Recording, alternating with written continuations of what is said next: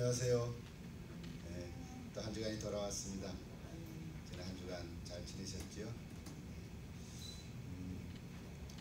뭐 크게 변한 건 없지만 온도가 많이 올라가고 있습니다. 건강 유지하시고요. 혹시 지금 에어컨을 틀어놨는데 좀 추우면 말씀해 주시고 원사님께서 조금 조절해 주시면 되겠습니다. 오늘 7월 마지막 주일인데요. 하나님께 예배 드리러 왔습니다. 계속 이사야서를 요즘에 오래 읽고 또 이제 설교도 이사야서를 하는데요. 어쨌든 8월까지 이사야를 통해서 푹 한번 이렇게 적셔지기를 기도합니다. 그래서 좀 잘 이해되지 않는 부분이 있더라도 또 자꾸 읽어가시면 하나님께서 이렇게 이해해 주실 줄 믿습니다. 오늘 먼저 찬양 하나 부르는데요. 우리 옆에 분하고 인사하십시다. 그래도 일주일에 한 번씩 만나는데 인사하시고 예, 감사합니다. 주의 이름으로 사랑합니다. 이 주보 사이에 꽂아놓은 이 찬양곡인데요. 먼저 한번 이렇게 좀 들어보십시다. 한번 가사를 보시죠. 하늘 보자. 찬양곡은 제 아내가 지난 화요일날 너무 은혜가 돼서 계속 꿈에도 나타나고 그래가지고 그럼 또 부르자고 그래서 이 찬양을 선택했습니다. 같이 한번 불러보겠습니다. 내 하나님 서신 바람 앞에 무릎 꿇고 경배하는 큰 권능과 영광이 가득한 내 아버지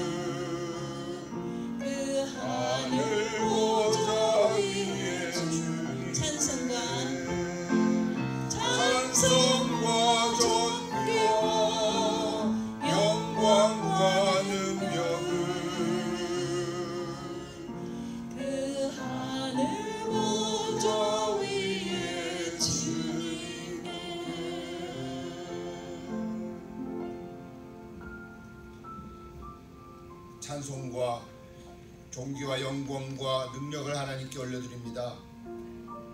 오늘도 하나님 앞에 예배드리러 나왔던 저희들 한 사람 한 사람을 성령님이여 어루만져 주시고 이미 내 안에 계신 성령님께서 오늘도 찬송하고 기도하며 말씀을 들을 때에 그 성령님이 내 심령을 뜨겁게 하게 하셔서 오늘도 은혜가 충만한 예배가 되도록 역사하여 주시옵소서. 우리가 비록 이 땅에 두 발을 딛고 살아가지만 내 눈을 들어 하늘을 바라보게 하시고 그 언젠가는 주님이 다시 오실 그날에 정말 하늘 보좌에서 놀라운 일들이 일어나는 것을 저희들이 기대하고 소망하며 비록 힘들고 어려운 삶을 살아가지만 소망을 잃지 않게 하시고 너무 염려 근심으로 어려워하지 않도록 도와주셔서 믿음을 굳게 하여 주셔서 또 오늘도 예배드릴 동안 큰 은혜 받는 귀한 시간 되도록 축복하여 주시옵소서. 오늘도 우리가 드리는 예배를 받아주시고 하나님 영광 받아 주시옵소서. 예수님의 이름으로 기도하옵나이다. 아멘. 전능하사 천지를 만드신 하나님 아버지를 내가 믿사오며 그 외아들 우리 주 예수 그리스도를 믿사오니 이는 성령을 잉태하사 동정녀 마리아에게 나시고 본디오 빌라도에게 고난을 받으사 십자가에 못 박혀 죽으시고 장사한 지 사흘 만에 죽은 자 가운데서 다시 살아나시며 하늘에 오르사 전능하신 하나님 우편한 데 계시다가 자리에서 산 자와 죽은 자를 심판하러 오시리라. 성령을 믿사오며 거룩한 공회와 성도가 서로 교통하는 것과 죄를 사하여 주시는 것과 몸이 다시 사는 것과 영원히 사는 것을 믿사옵나이다. 아멘.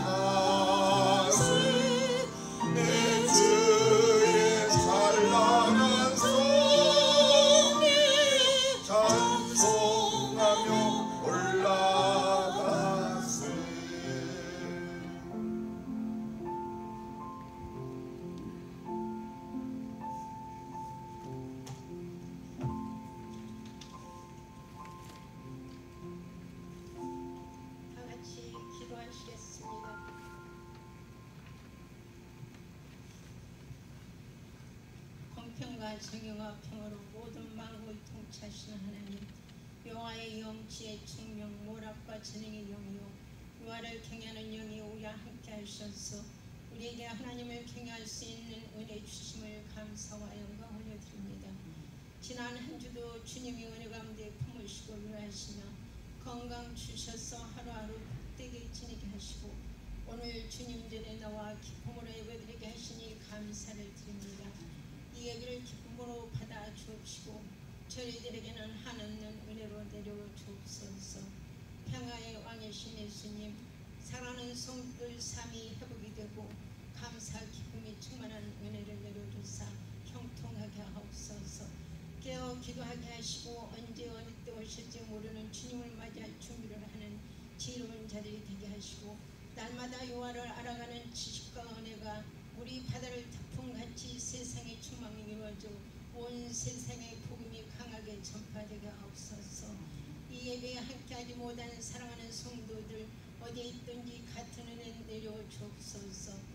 다음 주에는 함께 기쁜 마음으로 예배 드릴 수 있게 인도하옵소서. 사랑하는 성도들 가정 위에 사업 위에 일터 위에 주님이 동행하사 주님이 주시는 은혜의 기쁨 축복 다 누리며 아름다운 통이 이루어지게 하옵소서. 사랑하는 자녀들 세상에 물들지 않게 도와주옵소서. 날마다 말씀과 기도로 영의 양식을 삼으며 순종함으로 주의 법도를 지키는 순수하고 힘이 강한 믿음의 자녀들이 되어 하나님께 기쁨이요 영광이 되게 하옵소서. 하나님 아버지, 저희들을 긍휼히 여겨 주옵시고 하루빨리 코로나19이 지나가게 하옵소서. 확진자들이 감소되어 나오지 않게 하시며 고통받는 환자들이 나오지 않게 도와주시옵소서. 어르신들 건강 붙들어 주옵소서. 내 이름을 경외하는 자에게 공의의 해가 떠올라 치유하는 강선을 바라려니 내가 나가서 약간에서 나온 송아지같이 뛰리라 하셨사오니 건강 주셔서 고통 없게 하시고 뛰고 걸으며 즐거운 한 세상을 주님과 함께 동행하게 하옵소서. 이 일이 집사님 빨리 회복이 되어 함께 예배드리게 하옵시고 손녀딸 말문이 열려 말씀 읽고 하나님께 찬송하게 하옵소서. 양봉순이 형제님 긍휼히 여겨 주옵시고 깨끗이 치유하시고 완전히 정상적인 건강 되게 하옵소서. 말씀을 전하신 목사님 성령의 기름 부으시고 은혜와 능력을 부어주셔서 용과 홍과 구슬 쪼개는 역사가 일어나는 심령들이 옥토가 되어서 하나님 나라가 임하게 하옵소서. 감사와 영광을 하나님께 드리오며 살아계셔서 역사하시는 예수님의 이름으로 기도드립니다. 아멘.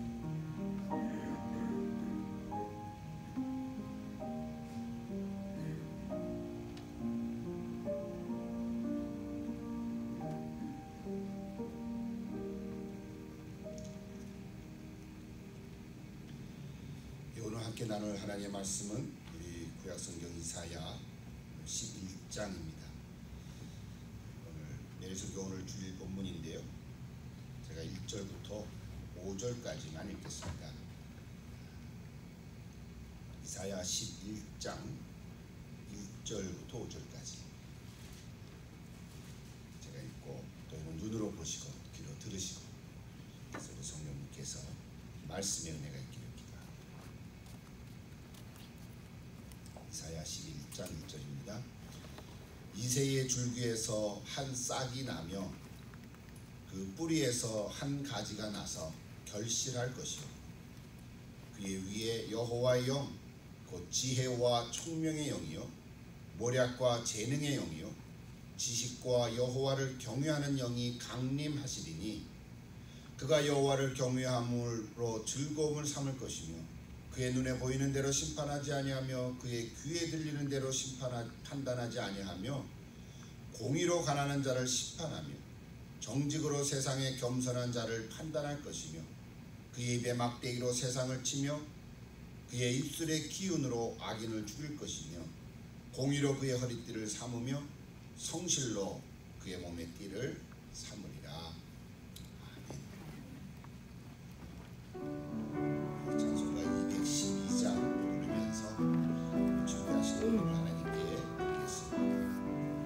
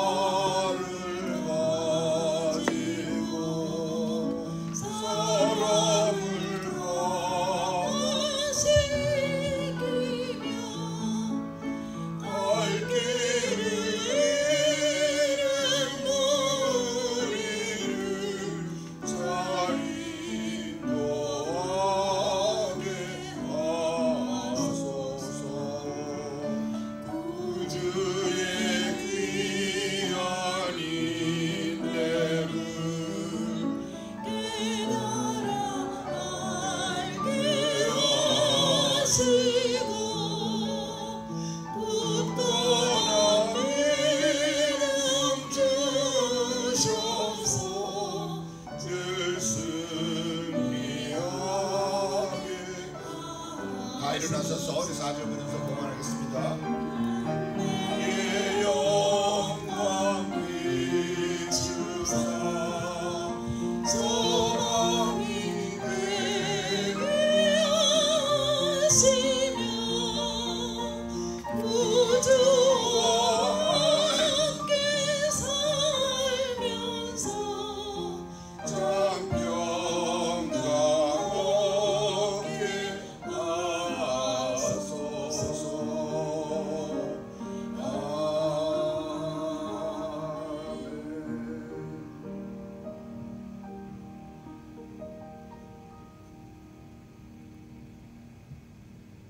기도하시겠습니다. 우리를 먼저 사랑해 주신 하나님 아버지 감사합니다. 사랑과 평안의 임마누엘 예수님 감사합니다. 우리와 함께 항상 계신 보혜사 성령님 감사합니다.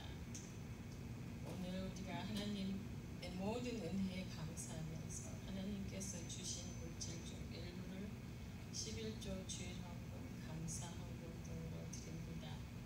저희가 필요한 모든 것을 풍성하게 채워주시는 하나님을 믿으며 항상 주의 나라를 먼저 구하는 우리 성도님들이 되게 하소서 감사하면서 다시 오실 예수님의 이름으로 기도드립니다.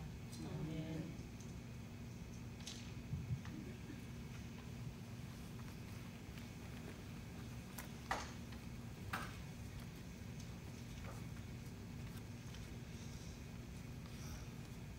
요즘은 코로나 시대 이런 말을 하게 되었습니다.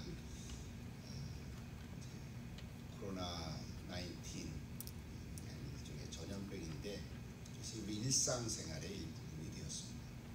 그래서 오늘도 이렇게 하나님께 예배드리는 저와 여러분도 이렇게 마스크를 쓰고 이렇게 거리를 좀 두고 이렇게 예배를 드리는 일상이 되었습니다. 어디를 가도 요즘은 마스크를 쓰는 사람들의 모습을 많이 볼 수가 있습니다. 이제는 식당도 이제 가까이 있는 사람하고도 같이 할 수 없는 이제 그런 모습이 되었습니다. 여러 가지로 힘들고 어려운 그런 경제적인 상황도 있고요. 또 점점 더 확진자도 많이 생긴다는 뉴스도 듣기도 했습니다. 그럼에도 불구하고 오늘 저와 여러분은 하나님을 믿는 그 믿음으로 이런 모든 위기를 이겨가고 또 그 믿음 가운데 여러분의 삶의 현장이 우리도 풍성해질 수 있기를 기도합니다. 우리가 할 수 있는 게 다른 것이 없습니다. 하나님께 기도하면서 하나님 은혜를 구하는 것밖에 없는데 특별히 연세 드신 분들은 정말 누구보다도 다 스스로 조심하실 줄 있는 줄로 믿지만 하나님께서 지켜주시고 또 보호해 줄 줄로 믿습니다. 또 여러분의 자녀들이 더 멀리 있고 또 가까이 있더라도 자녀들을 위해서도 계속 기도해 주시고 또 교회를 위해서도 기도해 주시면 또 친구들을 위해서도 기도하는 것밖에 없습니다. 기도할 때에 하나님께서 반드시 위기를 이겨갈 수 있을 줄로 믿습니다. 언젠가는 끝나겠죠. 이제 많은 사람들 또 의사들 또 관련된 사람들의 이야기를 들으면 이제 겨울을 지나서 내년 봄 여름까지 한번 간다 뭐 이런 얘기들도 있는데요. 그래봐야 1년이잖아요. 그렇게 생각하면 그래봐야 1년이다 이제 이렇게 생각을 하시고 과거에도 전 세계적으로 이런 전염병이 4번이 있었는데 그 통계를 보니까 2차, 3차까지 갔다. 어떤 경우는 4차까지 갔다. 이런 얘기들을 하고 있습니다. 여러분도 다 뉴스를 통해서 들었겠지만 어쨌든 너무 힘들어하지 마시고 일상생활이 됐다. 일상 속의 한 부분이 됐다라고 여러분 껴안고 함께 힘차게 살아갈 수 있기를 다시 한번 기도드립니다. 오늘도 우리가 하나님께 예배드리면서 계속해서 제가 이사야서에 나타난 그리스도 뭐 이런 큰 주제로 제가 오늘 3번째 말씀을 드리고 있습니다. 여러분 이사야라는 그 선지자의 이름의 뜻은 여호와는 구원하신다 이런 뜻이죠. 여호와는 구원하신다. 그래서 이사야서 66장인데 특히 이사야서가 얘기했던 예언들을 들어보면 이 여호와는 구원하신다라고 하는 이 메시지에 초점을 가지고 많은 말씀들을 한 거를 볼 수가 있습니다. 메시아에 대한 예언은 그 중에 가장 독보적인 건데요. 전 구약 성경 전체를 가운데 메시아에 대한 예언은 정말 금자탑과 같다 이렇게 말할 수가 있습니다. 근데 그 메시아에 대한 예언이 이사야서에는 참 많이 나옵니다. 거의 예수님의 전 생애를 통해서 그리스도에 대한 예언을 이렇게 기록하고 있는데요. 오늘도 읽은 이사야 11장 사실은 1절부터 9절까지인데요. 원래는 16절까지가 더 많죠. 근데 1절부터 9절까지 처음에 하려다가 좀 많은 것 같아서 오늘 5절까지 하고 다음 주일에 1절부터 9절까지 하려고 이렇게 좀 나눴습니다. 이사야 11장 1절부터 9절에는 메시아가 어떤 분인가, 메시아의 신분에 대해서 말씀해 주고 있고요. 또 그가 건설하게 될 하나님의 나라의 그 성격, 이 부분은 우리가 여러 번 다른 데서도 많이 얘기를 했었죠. 그래서 크게 네 가지로 볼 수 있는데, 예언한 대로 성자 하나님께서 육신을 입고 다윗의 자손으로 이 땅에 태어나신 이야기를 예언하고 있고요. 또 예언하신 대로 예수님께서 성령으로 충만한 삶을 살아가셨고, 예언하신 대로 고난의 삶과 죽음을 지나서 부활하신 것까지도 예언하시고 있고, 또 예언한 대로 찬란한 왕국의 삶으로 완성할 것을 오늘 이사야 10장에 기록하고 있습니다. 물론 성경 구절 읽으면 1분도 안 돼서 다 읽겠지만, 이걸 하나하나 생각해 볼 때 오늘 우리가 저와 여러분이 다 믿는 예수님의 그 모습을 700년 전에 이사야가 예언하는 가운데 예언적인 그런 말씀을 가지고 기록했다고 하는 것은 놀랄 만한 일이 아닐 수가 없어요.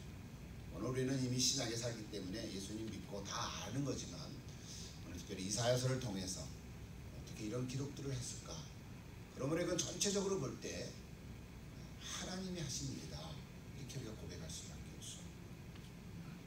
그래서 여러분, 이사야에 나타난 그리스도의 말씀들을 우리 같이 나눌 때 계속해서 은혜의 시간이 될 수 있기를 기도합니다. 오늘은 두 가지만 얘기할 텐데요. 첫째로 그리스도의 탄생 예언에 대한 말씀. 1절을 다시 한번 보십시다. 성경을 좀 펴놓으시고 이사야 11장 1절 다시 한번 같이 보겠습니다. 이새의 줄기에서 한 싹이 나며 그 뿌리에서 한 가지가 나서 결실할 것이요, 그랬어요. 여러분, 이새가 누구입니까? 다윗의 아버지이죠. 우리 다윗은 너무나도 잘 알지요. 근데 이새는 잘 모릅니다. 여기 미국에 사는 우리들도 사람들의 이름이 데이빗, 다윗은 너무너무 많죠. 근데 이새라는 이름을 가진 사람은 볼 적이 없습니다. 아이삭은 있죠. 그건 저기 아브라함의 아들 이삭이고, 이새라는 사람이 이름을 가진 사람은 거의 없습니다. 다윗은 많죠. 그만큼 다윗은 유명하지만 이새는 거의 알지 못하는 이름. 근데 오늘 1절을 보니까 이새의 줄기에서 한 싹이 나며 그랬어요. 왜 다윗의 족보에서 그리스도 메시아가 날 것이다, 우리 이렇게 많이 알고 있는데, 또 다른 데서는 그렇게 많이 얘기를 하는데, 특별히 오늘 이사야 11장에서는 이새의 족보를 얘기했을까? 이것이 오늘 우리의 관심입니다. 잘못 썼나? 그건 아니죠. 그래서 그리스도의 탄생 예언 중에 유명한 구절이 우리가 이미 읽었지만 이사야 9장 6절에 나와 있습니다. 한번 볼까요? 이는 한 아기가 우리에게서 낳고 한 아들을 우리에게 주신 바 되었는데 그의 어깨에는 정사를 메었고 그 이름은 기묘자라 모사라. 그 구절이구나. 여러분 잘 아시죠? 그 이름은 기묘자라 모사라. 그것이 이사야 9장 6절인데요. 전능하신 하나님이라 영존하시는 아버지라 평강의 왕이라 할 것이니라. 이 구절이에요. 우리 성탄절이 되면 꼭 이 구절을 인용하죠. 핸델의 메시아 곡을 들을 때 이 가사가 나오거든요. 저도 여러 번 설교한 적이 있는데 나중에 기회가 되면 또 한번 하겠지만, 여기에서는 그냥 한 아기가 난다, 한 아기를 소개합니다. 이사야 9장 6절에 보면 한 아기로 소개되어서 어머니의 태를 통해서 성육신할 것을 예언했습니다. 그런데 오늘 본문 이사야 11장 1절에 보면 그 아기가 이새의 혈통을 통해서 이 땅에 오실 것을 예언하고 있습니다. 우리가 주목할 것은 왜 다윗의 줄기에서 나온다고 하지 않냐고 이새의 줄기에서 나온다고 했을까? 이거거든요. 뭐 여러 가지 얘기를 다 할 필요는 없지만 결론적으로 얘기하면 우리가 얘기하는 존 칼빈이나 많은 신학자들이 또 학자들이 또 많은 설교자들은 이 구절은 다윗의 집을 다윗의 그 가문을 굉장히 비하하는 표현이다 이렇게 얘기하고 있어요. 깎아내리는 듯한 얘기라는 거예요. 왜 다윗의 가문이라고 하지 않고 그 아버지 이새의 가문이라고 얘기하냐 이 말이죠.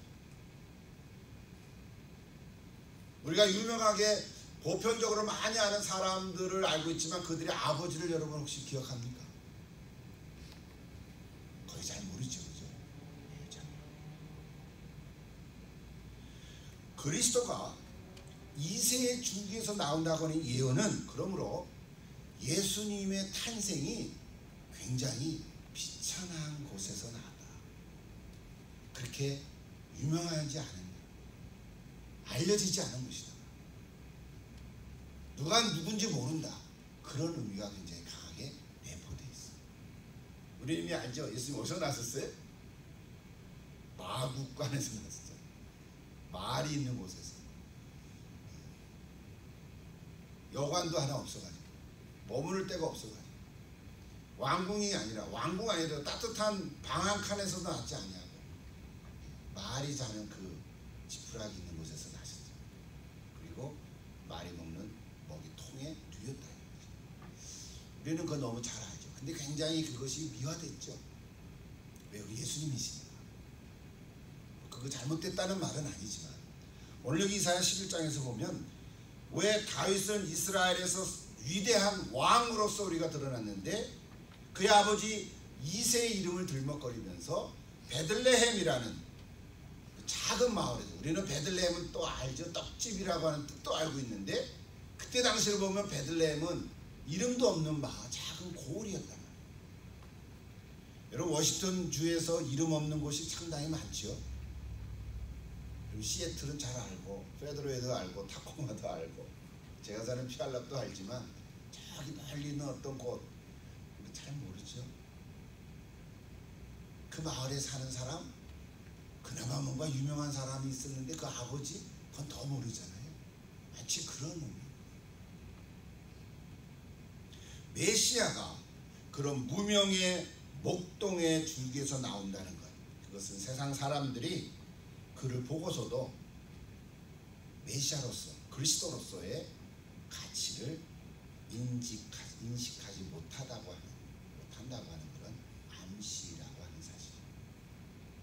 그래서요 우리 신약성경에 가보면 요한복음 11장 1절에 보면 이런 구절을 썼어요. 자기 땅에 오매 누가? 메시아가 자기 땅에 오매 자기 백성이 영접하지 아니하였으나 그렇게 표현했었어요. 사도 요한은 예수님을 소개하면서 말씀이 육신되어 이 땅에 오셨다라고 했지만 자기 땅에 오매 자기 백성이 영접하지 않았다. 영접하는 자 곧 그 이름을 믿는 자들에게는 그러나 하나님의 자녀가 되는 권세를 주셨으니 우리는 그 기사를 잘 이해하지. 여러분 한번 생각해보세요. 오늘도 저와 여러분이 정말 예수님을 믿고 예수님을 내 마음 심정에 영접하고 믿음으로 하나님의 자녀가 되었으니 얼마나 놀라운 일입니까? 여러분 감사하지 않습니까? 어쩌다가 우리가 예수를 믿게 됐나요? 말이 좀 이상하지만 어쩌다가가 아니고 믿는 사람보다는 믿지 않는 사람이 얼마나 더 많습니까? 수십 배가 더 많거든요. 그런데도 내가 예수를 알고 예수를 내 마음에 영접함으로 하나님의 자녀가 됐다고 하는 이 사실을 생각할 때 얼마나 놀라우냐. 택함을 받은 그 소리는 감사할 수밖에 없어요. 결국은 하나님의 은혜일 수밖에 없어요.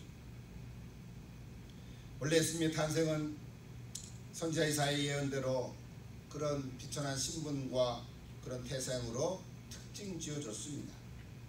그런데 그가 태어날 그 유대 나라의 형편도 사실은 비천했어요.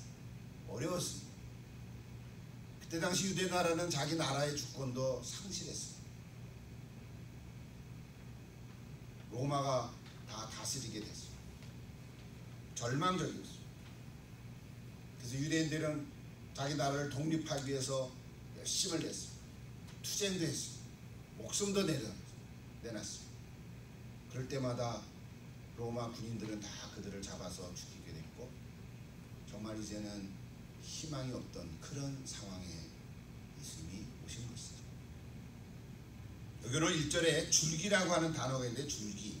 이 줄기는요, 히브리어 언어로 보면은 본래 의미는, 우리 줄기는 보통 나무에서 이렇게 가지친 것을 얘기하잖아요. 그리고 여러분 브랜치라 그러는데, 원래 그 뜻은 이 줄기가 아닌 거예요. 이게 뭐냐면 나무를 이미 잘라버리고 그래서 밑둥만 남은 걸 밑동이라 그러죠. 그걸 구루터기라 그럽니다. 구루터기. 그런 의미, 스텀프라 그러죠. 브랜치, 어떤 나무의 가지가 열린 그 가지를 얘기하는 게 아닌 거예요. 사실 이 줄기라는 말이 구루터기라고 하는 말로 바꿔서 번역하면 더 훨씬 나은 거예요. 그러니까 이세의 구루터기에서 그런 뜻이죠. 여러분, 구루터기는 나무가 잘렸기 때문에 뿌리만 땅에 박혀 있어요. 줄기도 없고 잎도 없고 꽃과 열매를 맺을 수 없는, 간신히 뿌리만 박혀 있어서 그냥 전혀 없는 것이, 마치 죽은 것 같은, 생명의 기운이 전혀 없는 것 같은 그런 모습인 거지. 근데 그 구루터기에서 다 끝난 것 같지만 거기에서 새싹이 나온다는 거예요. 여러분, 그 경험해 봤습니까? 여러분, 집에서 잔디가 아니라 그 나무를 이렇게 전지를 하다 보면, 그죠? 잘라놓은 곳에 또 조그만 파릇파릇한 그 새순이 이렇게 나오는 걸 본 적이 있죠. 저도 여러 번 겪어봤어요. 신기해요. 마치 예수님의 탄생할 그 당시의 유대 상황이 그렇다는 거예요. 어둡고 희망이 보이지 않고 절망적인 것인데, 근데 이사야 선지자는 이 얘기를 하고 있어요. 실제로 역사를 살펴보면요, 유대는 바벨론에 의해서 멸망했죠. 70년간 포로로 잡혀갔고요. 포로에서 귀환을 했지만 그럼에도 불구하고 그 귀환한 사람들은 옛날 다윗왕 시대에 그 솔로몬 성전을 꿈꾸며 다시 성전도 재건하고 어떻게 성벽도 재건하고 또 좀 개혁을 해보려고, 새롭게 해보려고 애를 쓰고, 요시야 왕이라는 사람은 개혁하려고 애를 썼는데 그럼에도 불구하고 유대 나라는 성공하지 못했어요. 실패했어요. 그리고 헬라 시대로 넘어가서 중간기 400년을 지나고 로마 시대가 돼서 유대는 흔적도 없이 다 사라지는 것 같은,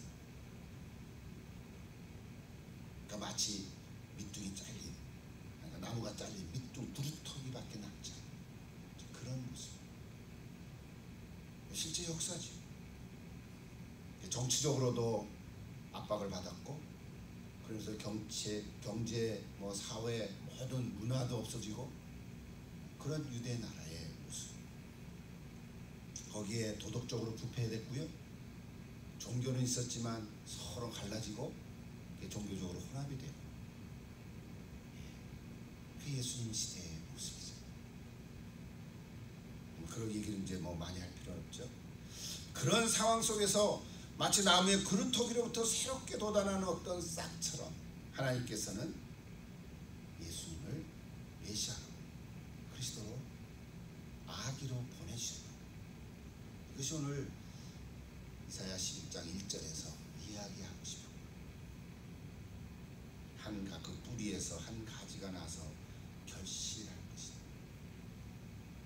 우리 이제 2000년이 지난 오늘 우리 시대로 보면 그래도 예수 믿는 사람이 전부는 아니더라도 많은 예수 믿는 사람들이 생긴 거죠.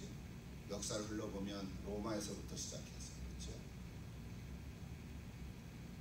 또 독일로, 영국으로, 미국으로, 중국으로, 한국으로, 그리고 동남아시아로, 또 전 세계로 이제는 많은 복음이 전파돼서 예수 믿는 사람들이 많아졌어요.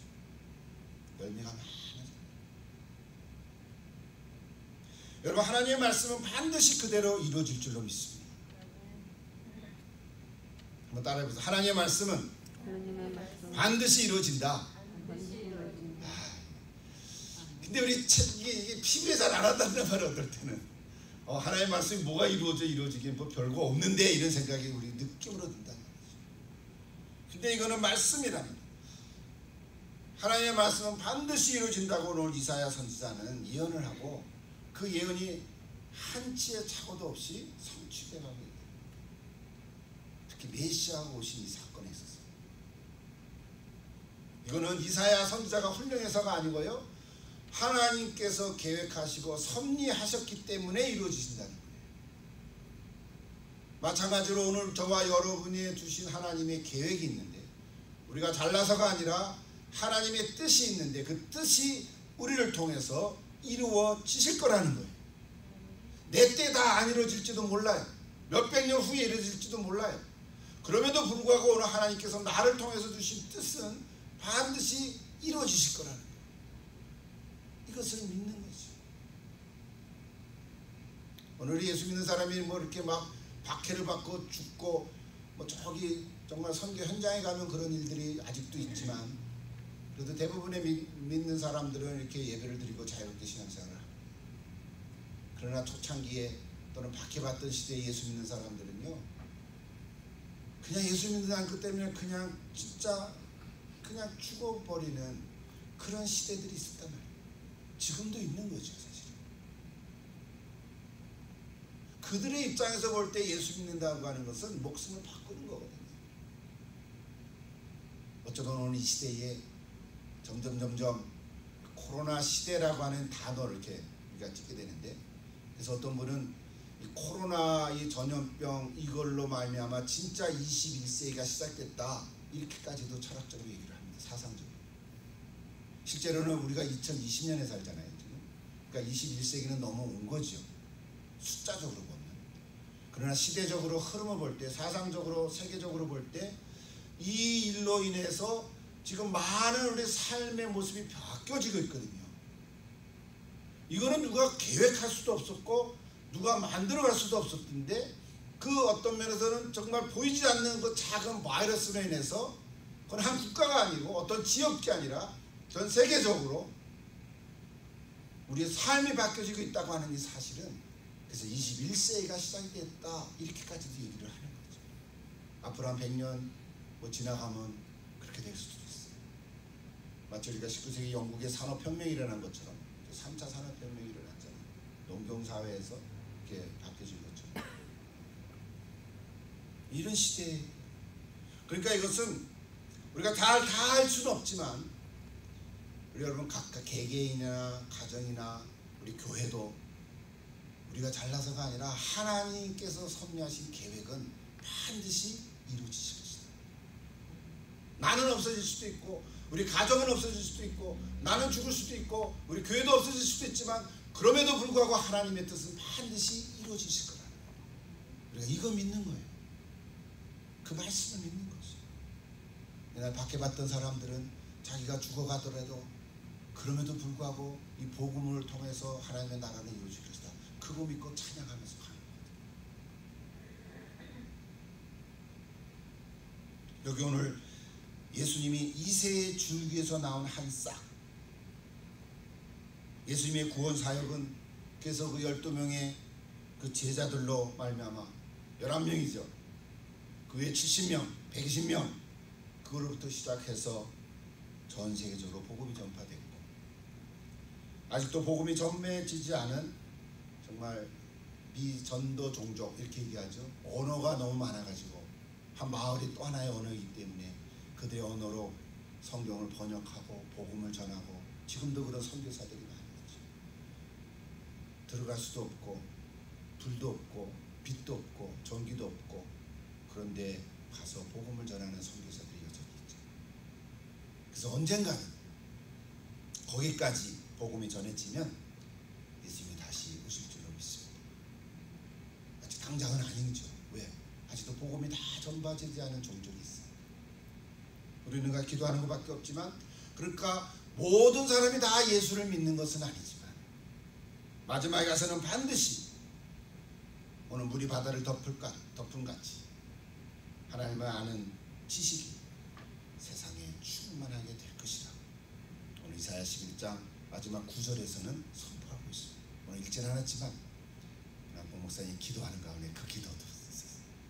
물이 바다를 덮은 같이 온 세상에 그 진짜네, 진짜 하나님이 살아계시네, 진짜 예수님이 다시 오신 것이네 라고 사람들이 다 보고 깨닫고 고백하고, 그때는 찬양하는 사람도 있는 반면에 두려워하는 사람들도 있을 거라고.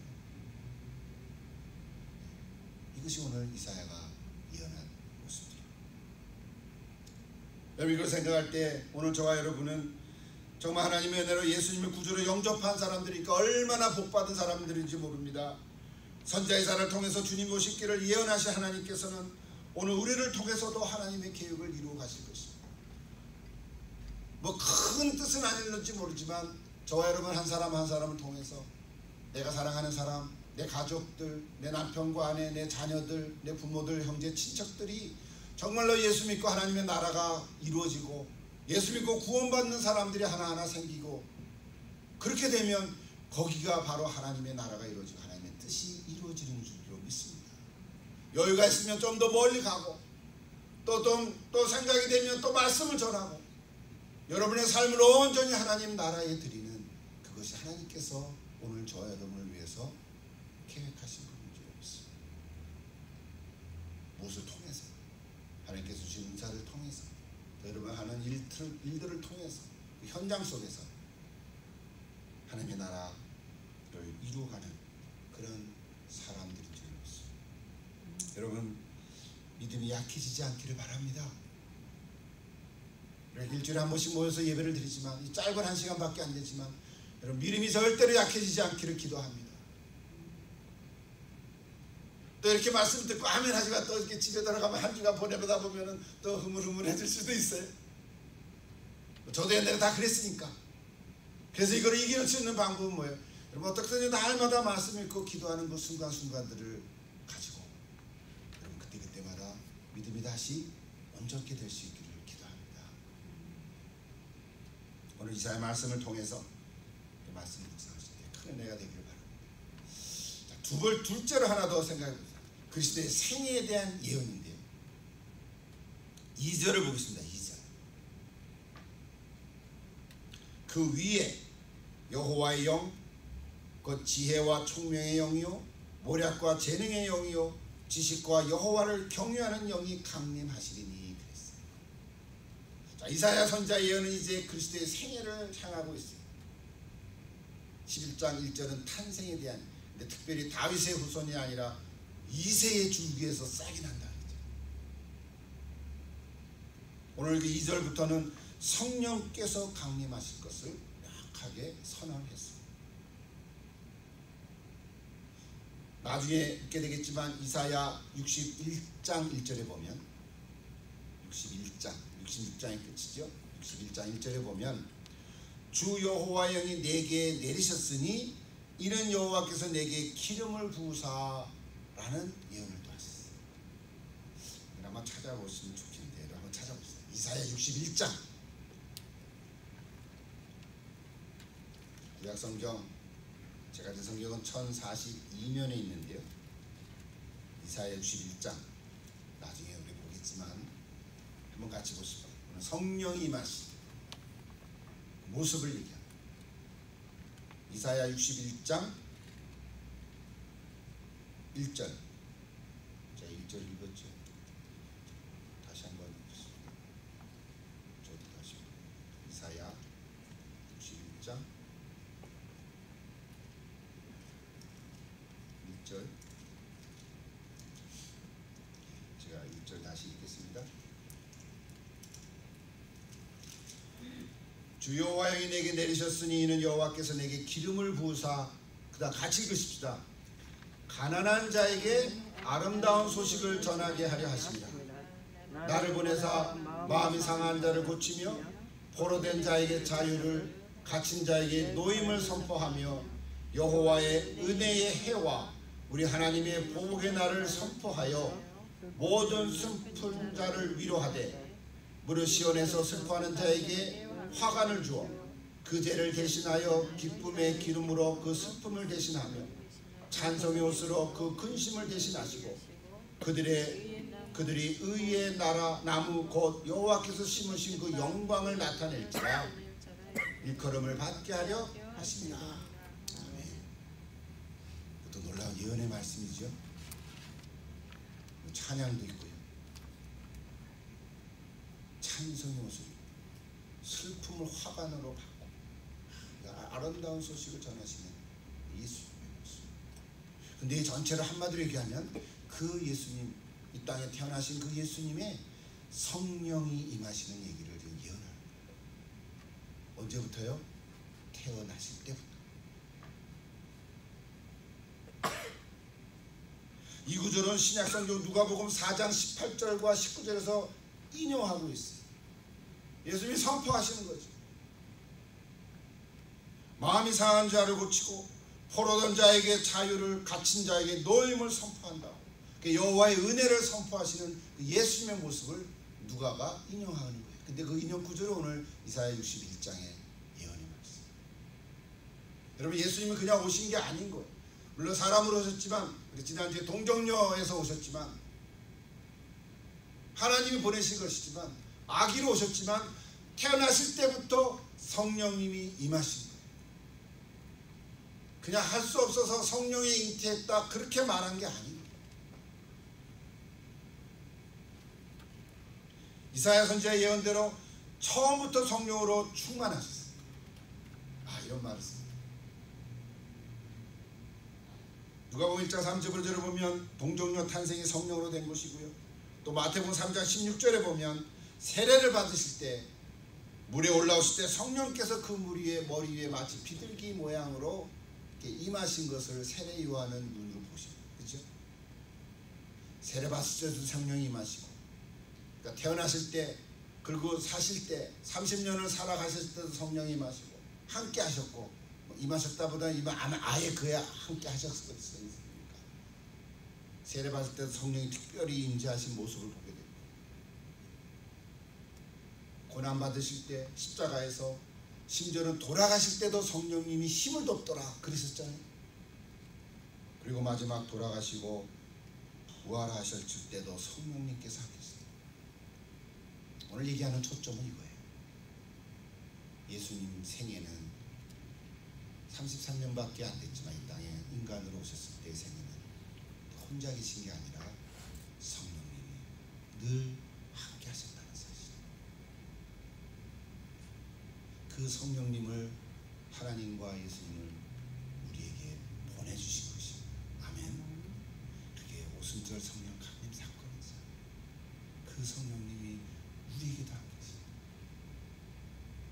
그 생각을 얼마나 놀랐어요. 성령님은 예수님이 일생을 통해서 함께 하셨어요.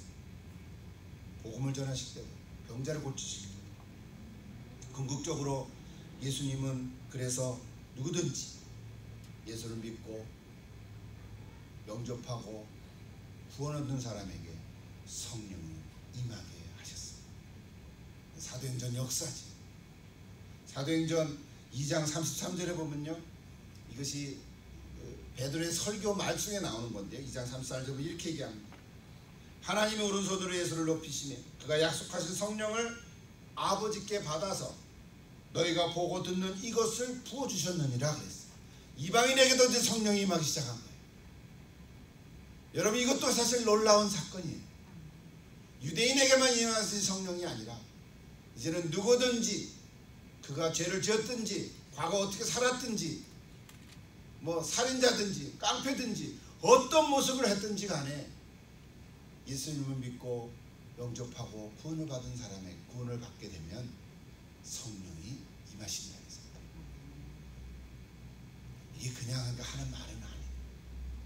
예수님은 태어날 때부터 있는데 우리는 태어날 때부터는 아닐 수도 있어요. 어느 한순간부터 내가 예수님을 믿고 고백하면서 성령이 내 가운데 임하시다. 그래서 이제 내 인생은 성령님과 동행하는 삶이 되는 줄로 믿습니다. 이제 내가 성령으로 충만하게 사느냐 그렇지 못하느냐, 그거는 이랬다 저랬다 올라갔다 내려갔다 하겠지만, 성령님이 임재하시는 것은 변함이 없다는 사실. 들락날락하지 않으시는 거예요. 아멘. 오히려 내가 말씀대로 안 살고 그러면 성령이 근심하시는 거예요.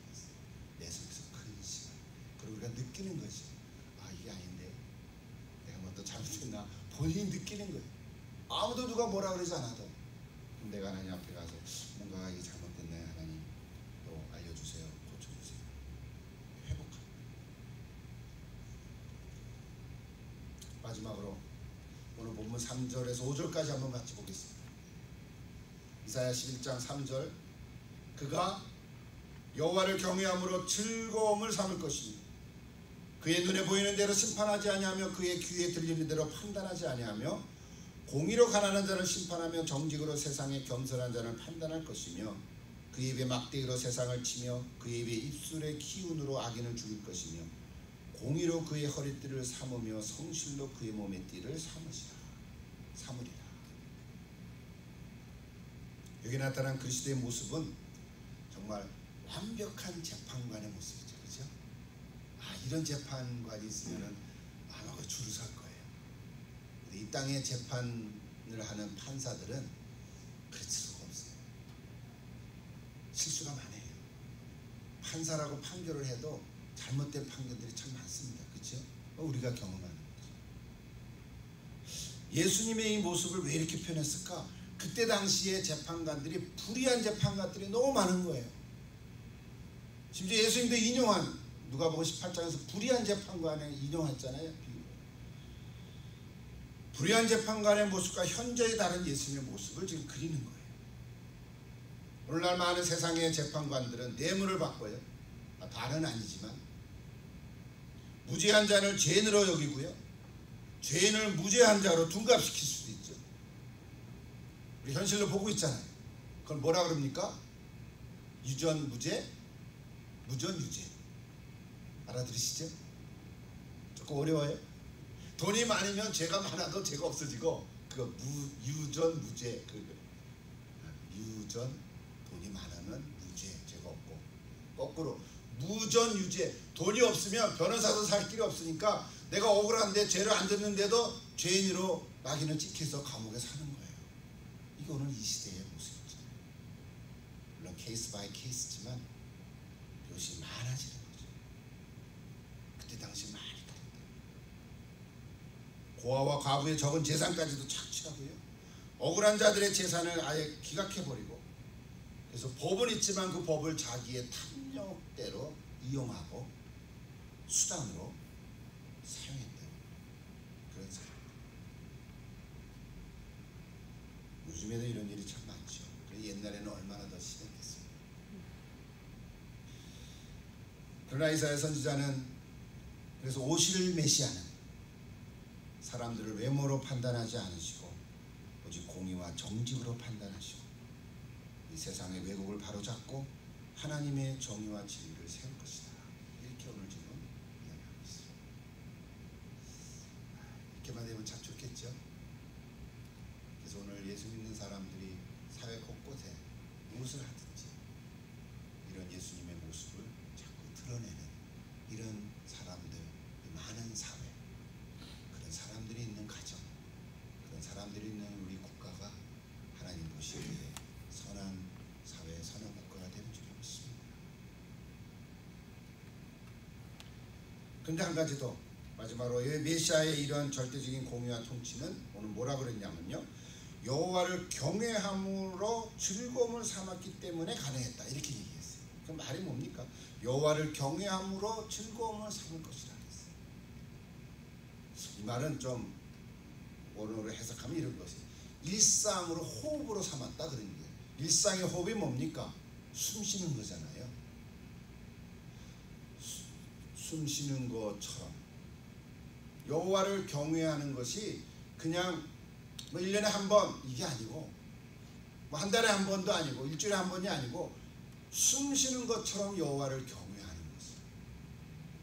우리 말, 여호와를 경외함으로 즐거움을 삼았다. 이 즐거움을 삼았다는 말은 그런 뜻이에요. 일상의 호흡으로 삼았다, 그런 뜻이에요. 호흡으로 삼았다. 여러분 무엇을 즐거워하십니까? 우리가 가끔 엔터테인먼트도 하긴 하겠지만 그거는 그냥 이렇게 지나가는 일들이죠.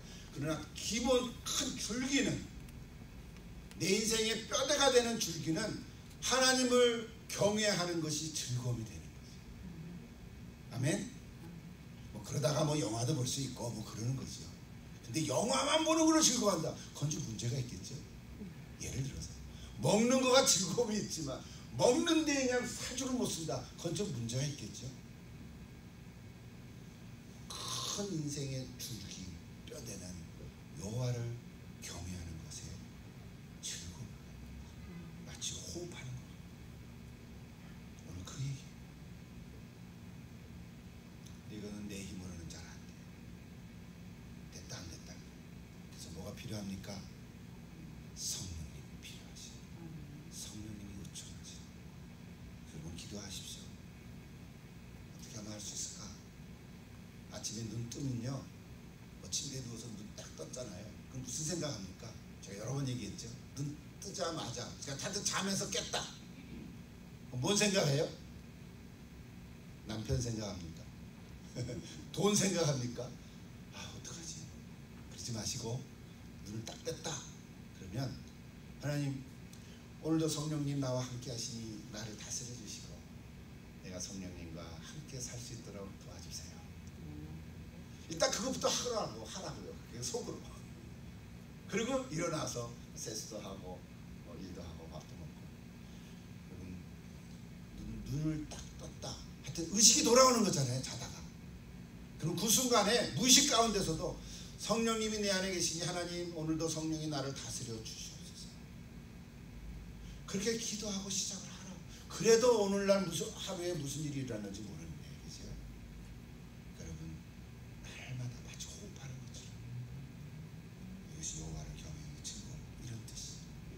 그렇게 기도하시기를 간절히 바랍니다. 그리고 여러분 할 일을 하시면 되는 거죠. 제가 오늘 성경을 여러 군데에서 인용하는데 마지막 한 군데만 더 인용하고 마치십니다. 이사야 42장을 한번 같이 보시죠.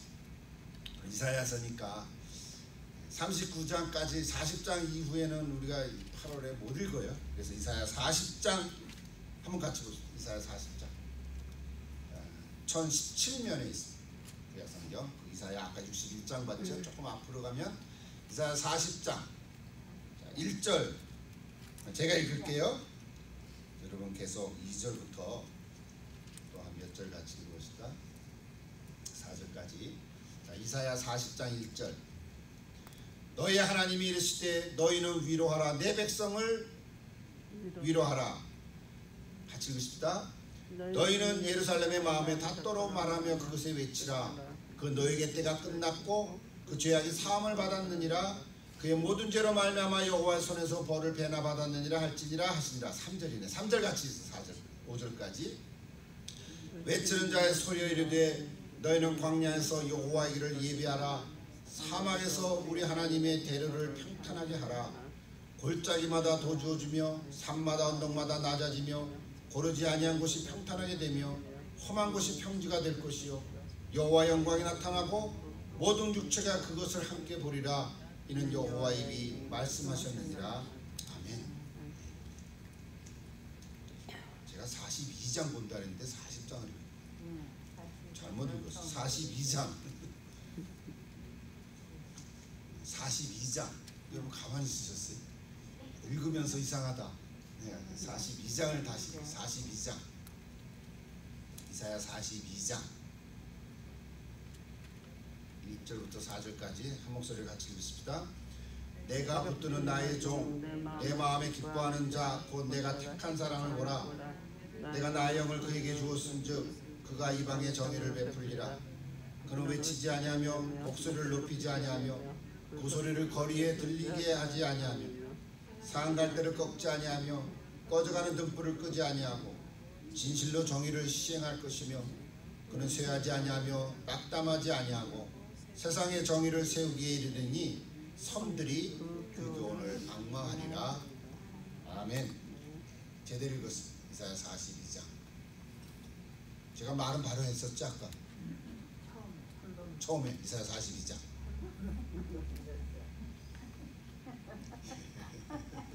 저도 이렇게 실수를 합니다. 그래도 하나님의 말씀은 변함이 없습니다. 이사야 42장 이 말씀을 기억하십시오. 오늘 이사야는 이 오실 메시아에 대해서 그 모습을 이렇게 표현해주고 있어요. 온유한 모습을 표현해주죠. 그러나 정의를 세우는 모습도 함께 표현해주고 있어요. 보여주고 있어요. 여러분, 불의한 세상에 대해서 쓸데없이 소리만 높이다 그래서 될 일은 아니에요.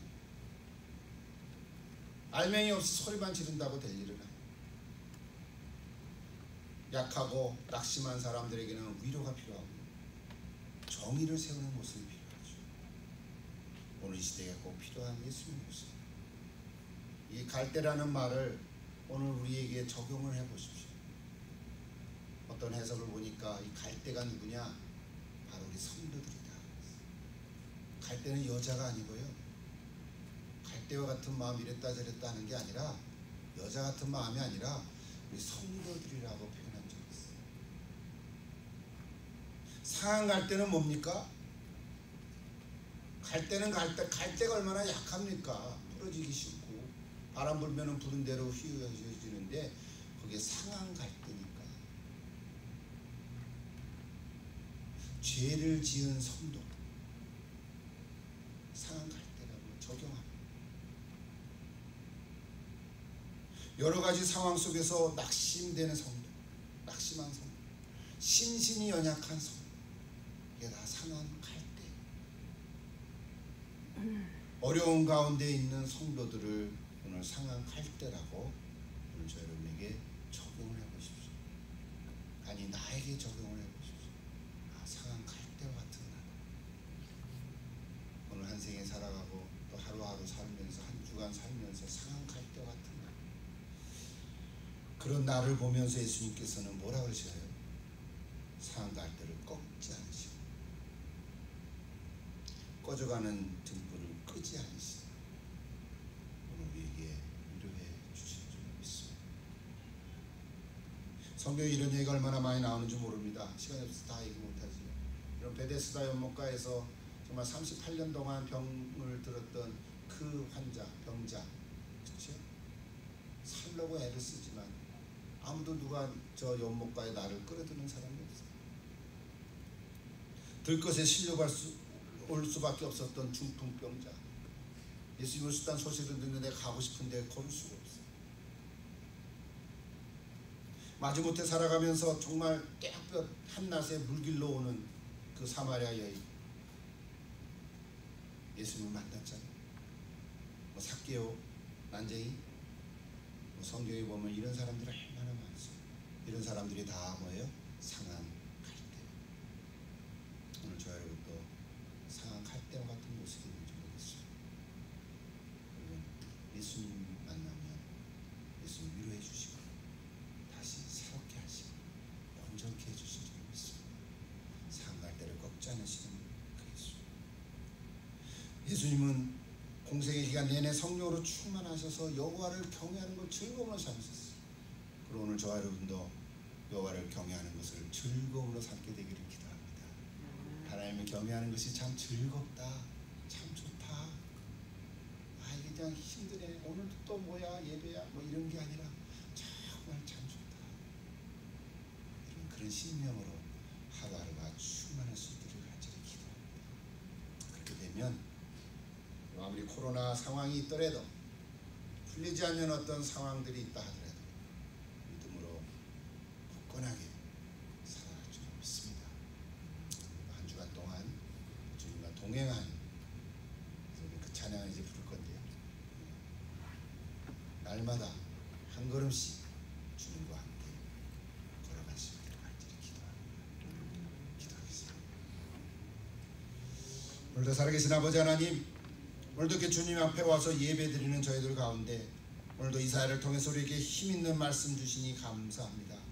우리는 다 상한 갈대와 갇혀서 꺾어질 수밖에 없고 넘어질 수밖에 없고 부러질 수밖에 없지만, 그럼에도 불구하고 하나님께서는, 예수님께서는 상한 갈대를 꺾지 않고 꺼져가는 등불을 끄지 않으시면서 우리를 위로해 주시고 오히려 세상에 정의를 세울 수 있도록 든든하게 해주신 은혜를 생각할 때 감사를 드립니다.